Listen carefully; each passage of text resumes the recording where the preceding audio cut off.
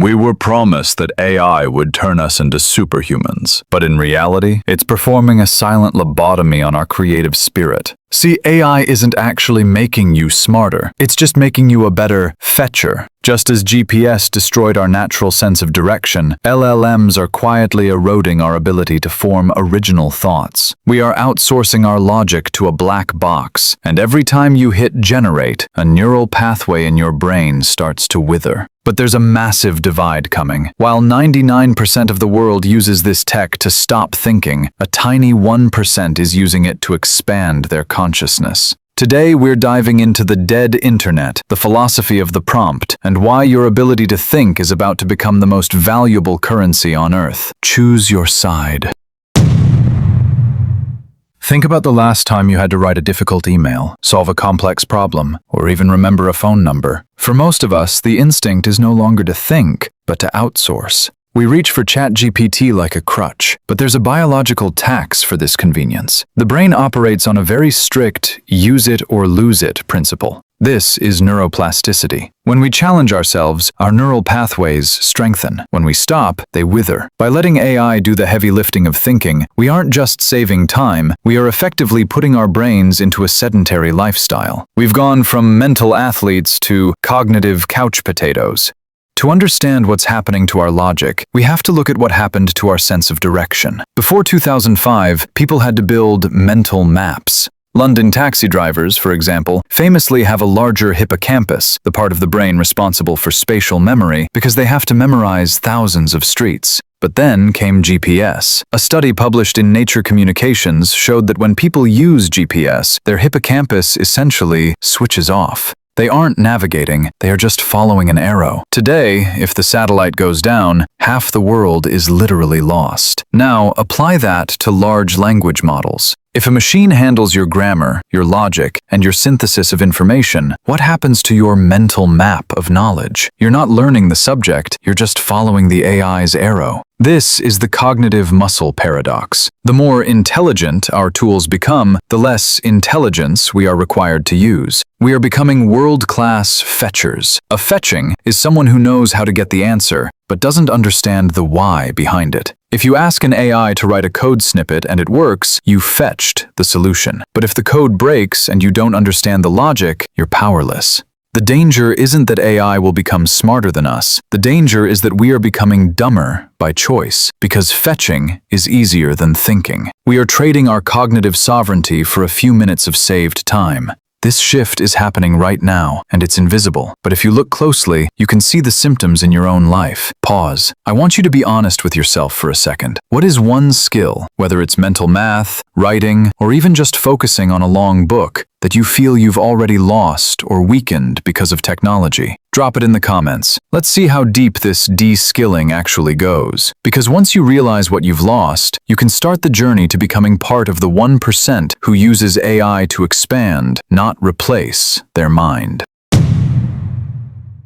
If everyone has access to the same godlike intelligence, then having the tool is no longer an advantage, it's the baseline. When everyone can generate a professional email or a business plan in 5 seconds, the value of that email or plan drops to 0. This is where the crowd gets stuck. 99% of people are using AI to replace their effort. They are shortcutters. They want the result without the process. But here is the brutal truth. If an AI can do your job from start to finish with one simple prompt, then you are officially replaceable. The shortcutter isn't winning. They are just fast-tracking their own obsolescence. But there is a 1%. These are the visionaries. They don't use AI to replace their brain. They use it to expand it. Think of it like this. A shortcutter asks AI to write a marketing strategy. A visionary writes the strategy themselves, then feeds it to the AI and says, act as a cynical billionaire investor. Find 10 fatal flaws in this plan and try to destroy my logic. The 1% use AI as a high-level sparring partner. They use it to simulate 1,000 different scenarios, to test edge cases, and to find the blind spots that a human brain simply isn't wired to see. They aren't looking for an answer. They are looking for a perspective they hadn't considered. The 1% rule is about augmentation. In mathematics, if you multiply 100 by 0, you get 0. If you have 0 original thought and you use AI, the multiplier, your output is still essentially 0. It's generic, soulless, and commoditized. But if you bring a 10, a unique vision, a deep understanding of a problem, and you use AI to multiply that, you become 100. You are doing the work of an entire department by yourself, but the soul of the work remains yours. The AI didn't do the work, it magnified your genius. So you have to look at your browser history and be honest. Are you using these tools to bypass the thinking process or to deepen it? Are you a shortcutter or a visionary? Type your answer in the comments and be careful, because the internet is becoming a place where being a shortcutter makes you invisible, which leads us to a very dark reality, the dead internet theory.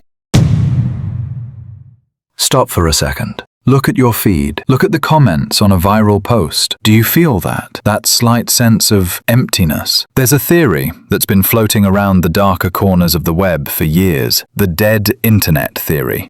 It suggests that the vast majority of the internet is no longer human. It's a graveyard of bots, AI-generated articles, and algorithmic engagement bait. A few years ago, this sounded like a paranoid conspiracy. Today, it's becoming a mathematical reality.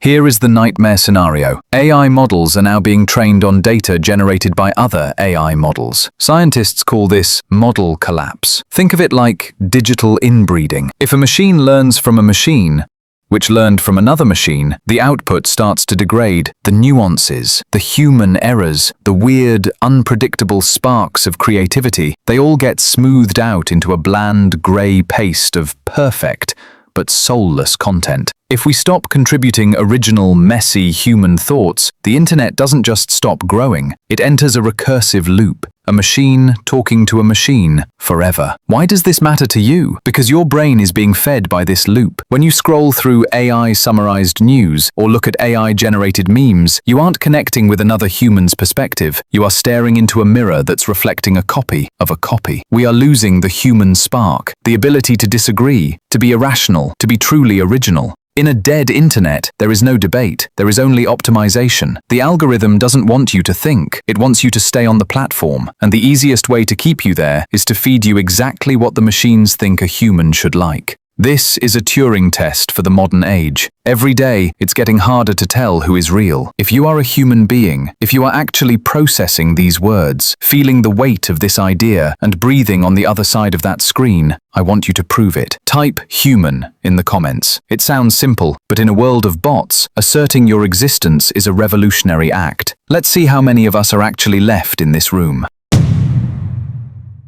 In the last 2 years, you've probably heard a new buzzword, prompt engineering. People are selling courses, claiming that learning the magic keywords to talk to AI is the high-paying skill of the future. But they're wrong. In a world where AI gets better every day, the machine will eventually understand you no matter how messy your prompt is. The technical skill of prompting is a race to the bottom. The real skill, the one that will stay valuable for the next century, isn't about the prompt, it's about the point. The best prompt engineers of the future won't be coders or tech geeks. They will be philosophers. Why? Because AI can give you a million answers, but it cannot tell you which questions are worth asking. Logic is the new gold. In the past, we were rewarded for knowing things. In the AI era, you are rewarded for thinking through things. If you don't have a clear vision, a logical framework, and a deep understanding of human intent, the most powerful AI in the world is just a Ferrari without a steering wheel. You have the engine, but you have no point. AI is a mirror of your own mind. If your thoughts are shallow, your AI results will be shallow. If your logic is weak, your results will be flawed. Think about this. If you had access to an omniscient, all-knowing AI that could answer exactly one question about your future, what would you ask? Most people would ask something generic like, will I be rich? Or, when will I die? But the 1%? They would ask a question that unlocks a door. They understand that the quality of their life is determined by the quality of their questions. We've covered the cognitive muscle we're losing, the 1% who are expanding their minds, and the digital ghost town the internet is becoming. The choice you face today is simple. Will you let technology be a lobotomy that numbs your brain, or a telescope that lets you see further than ever before? Don't just be a fetcher of answers. Be an architect of thought. Use the machine, but never let the machine use you. So, back to that one question. If you could ask that all-knowing AI anything about your future, what would it be? Write it in the comments, and as you read others' questions, ask yourself, is that a shortcutter asking, or a visionary? The future belongs to those who still know how to think. Don't let your spark go out. Thanks for watching.